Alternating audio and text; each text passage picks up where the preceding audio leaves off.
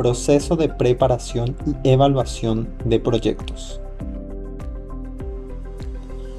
En toda elaboración, preparación y evaluación de proyectos de inversión, se deben tener en cuenta los siguientes 8 aspectos. 1. Partes generales de la evaluación de proyectos. 2. La evaluación de proyectos como un proceso y sus alcances. 3. Introducción y marco de desarrollo. 4. Estudio del mercado. 5. Estudio técnico. 6. Evaluación económica. 7. Evaluación financiera. Y 8. Análisis y administración del riesgo. 1. Las partes generales de la evaluación de proyectos. Las 4 áreas en las que es factible implementar las herramientas de evaluación de proyectos de inversión son: 1. Instalación de una planta industrial. 2. Elaboración de un nuevo producto de una planta ya existente. 3. Ampliación de la capacidad instalada o creación de sucursales. 4. Sustitución de maquinaria por obsolencia o capacidad insuficiente. 2. La evaluación de proyectos de inversión como un proceso y sus alcances. La evaluación de procesos comprende 3 fases fundamentales, que son: la primera fase, el perfil; la segunda fase, el estudio de prefactibilidad o anteproyecto; y la tercera fase, el proyecto definitivo. Veamos cada una de estas fases a detalle.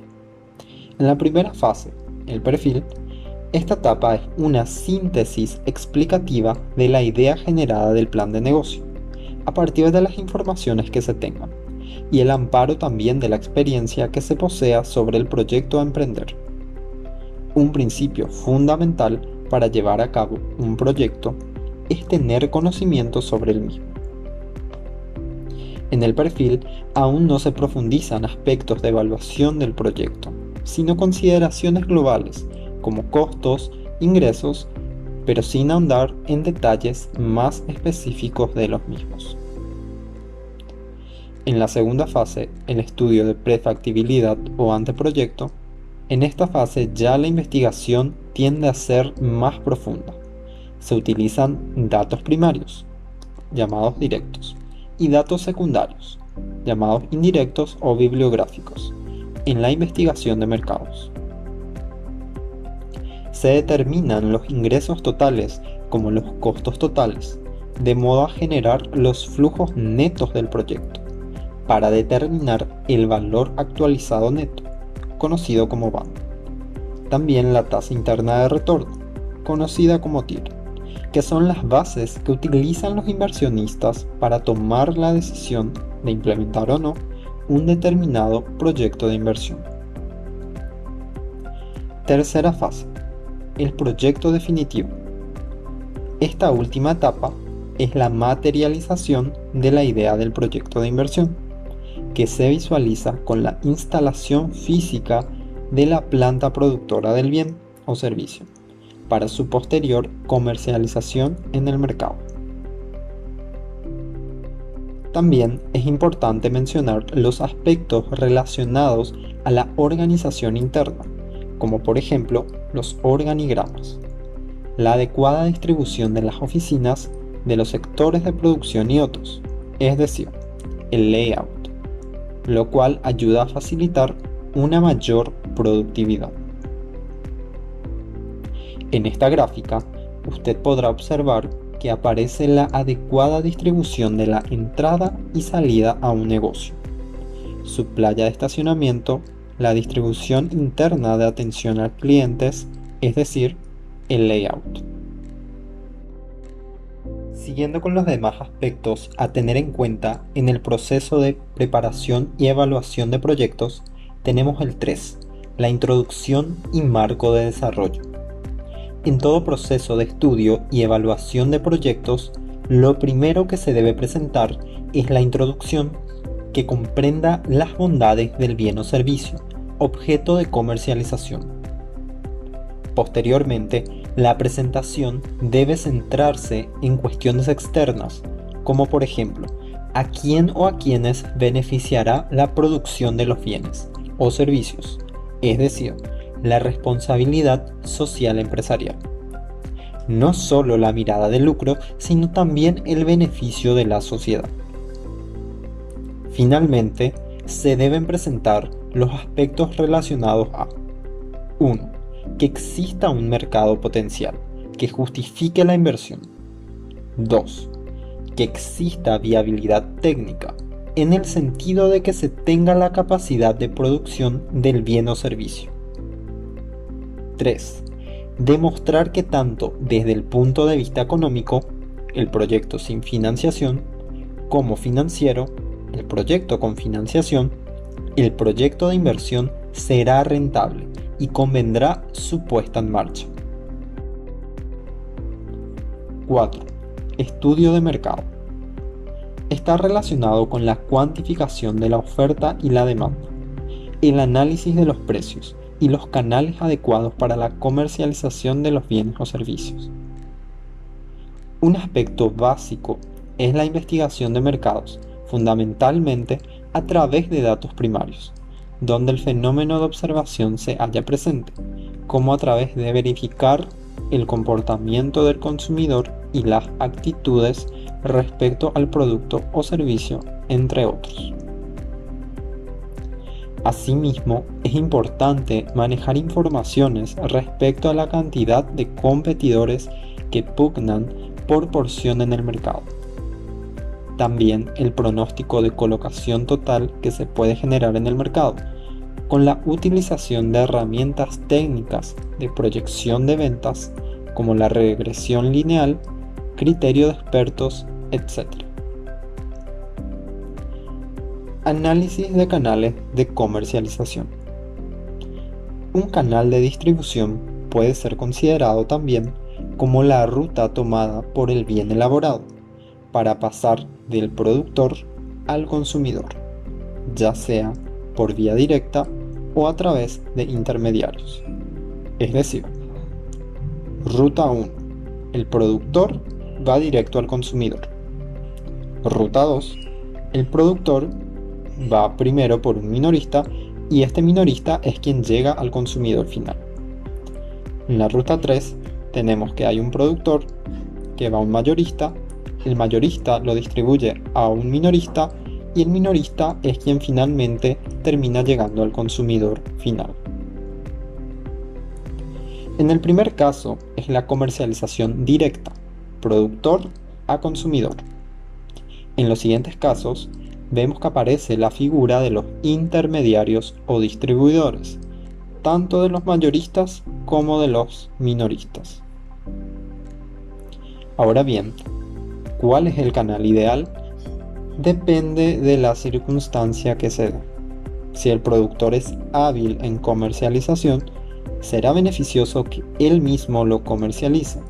Caso contrario, el estado ideal es a través de los expertos en comercialización. Estos intermediarios, como su función natural es la de colocar los productos en el mercado, por lo que sus habilidades para tal efecto son diferentes, puede ayudar a los productores a competir en volumen. Es decir, que si bien se reduce el margen de ganancia de esos productores, pero esta disminución puede ser compensada en una venta mayor. Naturalmente que para producirse la alianza estratégica, los productores precisan una alta calidad productiva del fabricante, para que esta producción sea apetecible al mercado, y así también los intermediarios estén estimulados a generar acuerdos de cooperación comercial. Si se opta por un distribuidor, para escogerlo se deberá tener en cuenta los siguientes 4 aspectos, como los años en el negocio, otros productos que maneja, su crecimiento en utilidades y por último, la tendencia a cooperar. Veamos cada uno de estos aspectos. 1. Años en el negocio. Si ya está varios años operando como distribuidor, es porque posee méritos comerciales. 2. Otros productos que maneja. En el sentido que tenga varios productos y que le dé prioridad de ventas a otros. 3. Su crecimiento en utilidades, que demuestra la eficacia en la colocación de los productos, reflejándose en altos beneficios y por ende en óptimo rendimiento de la inversión. Por último, 4. Tendencia a cooperar. Es fundamental que puede darse en coparticipación en gastos publicitarios, como también en investigación de mercado, ya que ellos son los que se encuentran permanentemente en contacto con los consumidores. Por lo tanto, poseen conocimiento de lo que desean los mismos, además de manejar sus quejas como la manifestación de su satisfacción, que son fuentes de datos para generar los cambios que signifiquen mejoría en el proceso de producción y comercialización. 5. Estudio técnico. Los 4 aspectos del estudio técnico a considerar son los siguientes. 1. Tamaño óptimo de la planta. 2. Localización óptima de la planta. 3. Ingeniería del proyecto. Y 4. Análisis administrativo. El tamaño óptimo de la planta se refiere a la capacidad máxima de producción del proyecto, que es un factor dependiente del mercado, para lo cual se debe considerar la capacidad de las máquinas, como de los turnos trabajados. 2. La localización óptima de la planta. Considerar aspectos tales como proximidad a proveedores, a consumidores, seguridad de la zona, costos de instalación, entre otros. La ingeniería de proyecto. Como elección de las maquinarias y equipos, la distribución física de los mismos, entre otros. 4. El análisis administrativo. Como la elaboración de manuales de funciones, el qué hacer, como los manuales de procedimientos, es decir, cómo hacer, a lo que debe agregarse el fluxograma, que indica los distintos pasos de un procedimiento. 6. La evaluación económica. Se consideran como herramientas que sirven para evaluar un proyecto de inversión. El valor actualizado neto, BAN, y la tasa interna de retorno, TIR, el tiempo de recuperación del capital, TRK, y otros. Este estudio económico se basa en el proyecto sin financiación, o sea, el proyecto puro. 7. La evaluación financiera. Las mismas consideraciones que en el estudio económico, con la diferencia que el proyecto analizado ya es con financiación. Aquí se evalúa la TIR de los recursos propios. Por último, el octavo aspecto, el análisis y administración del riesgo. Todo emprendimiento encierra la figura del riesgo, que es la variabilidad de los resultados esperados. Toda evaluación debe contemplar una prima por riesgo, que puede ser financiero como operativo, que debe considerarse en una evaluación, atendiendo que toda proyección difícilmente pueda ser concretada en su totalidad. Esta prima de riesgo puede ser incorporada ya sea en el flujo neto o en la tasa de corte. La tasa de corte es el rendimiento mínimo esperado de un proyecto. A continuación, le invito a compartir los temas del siguiente módulo, que tratarán sobre estudio de mercado, lo cual es básico para generar las proyecciones de los ingresos por ventas, definición del producto, o sea, el objeto de colocación en el mercado.